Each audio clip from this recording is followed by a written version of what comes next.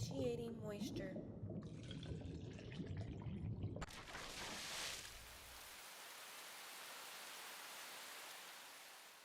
Breaking news from Moist HQ.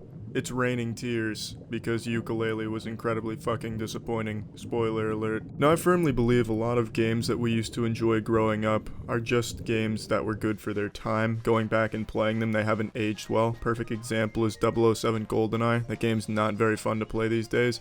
So when we think back to these games, we look at them through rose-tinted pussies because we think of how great they were at the time. An exception to this is Banjo-Kazooie. I think that game has aged well, and in fact I actually marathoned that game before Yooka-Laylee came out just to get hyped up and just be excited for Yooka-Laylee.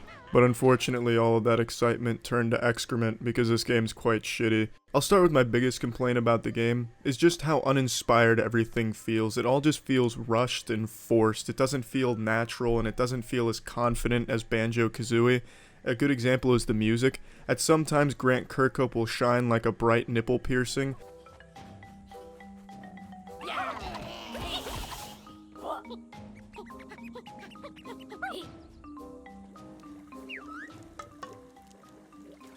But then other times it's just some generic music playing that's easily forgetful, unlike in Banjo-Kazooie where every tune was something easily recognizable if you heard it outside of the game. The levels were also pretty bland for the most part. There were some good levels in there of course, but a lot of them were just so boring to play through and just tedious to get through. I swear some of these levels were made in fucking Halo Forge. It's just, they didn't put much effort into some of them, it feels like. The characters also aren't very likable or interesting except for this snake.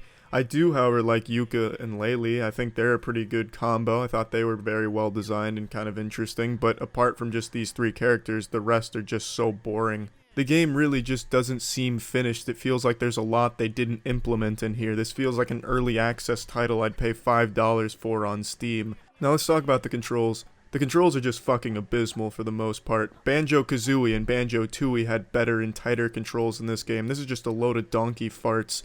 You have as much control over your characters as you would a bodybuilding uncle that got too drunk and you're trying to lead him home.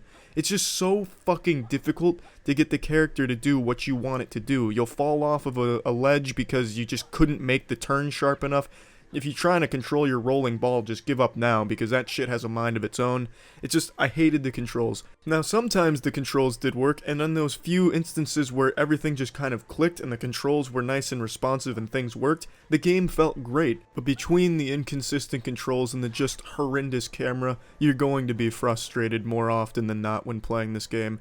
Let me make this clear, the camera, there is nothing good I can say about that bitch. The camera is so fucking horrible. It's just schmeckledorfing to me how Banjo-Kazooie and Tooie would have a camera that could follow you around better than this one does. Now the dialogue and writing, I thought was fine. I know a lot of people are complaining about it, but I liked that feeling. I liked how it felt like an old Rare game in that regard.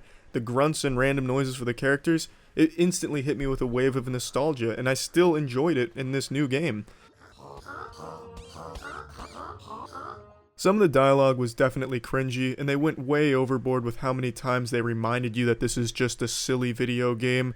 But overall, I didn't mind the writing or dialogue or anything like that. I thought it was pretty good and fitting. I also enjoyed how there was a large selection of abilities to use. I thought that was nice. It kept it fresh. You had a lot of different shit at your disposal. I also just liked how much shit there was to collect. I'm a fan of the old collectathons for the N64 and PSX era, and there was just a lot of shit here that I could collect. Fucking everything was collectible. Could have collected diarrhea. Never know what you're gonna find when you dig deep into there, what kind of treasures lie in wait. And speaking of diarrhea collecting and just assholes in general, the fucking retro wrecks. I hate the arcade games in here. The little mini queefs that you have to play in here for some pages from the dinosaur, just don't even touch them. Just avoid that motherfucker at all costs. They're just horrible. So I sent this off to the scientists at the top laboratories in America, and they sent it back and said this game clocks in at about a 40% on the moist meter. This game just doesn't feel fun to play. There's nothing in this game that Banjo-Kazooie didn't do better. I'm a big fan of the old collectathon games from N64 and PSX era, and I do believe that they can be fun in today's modern games. But this one, between the horrible camera, horrible controls, uninteresting levels, uninteresting characters, you're just going to be more bored and frustrated than you are going to be having fun. And it's unfortunate to say that because I had high hopes for this game.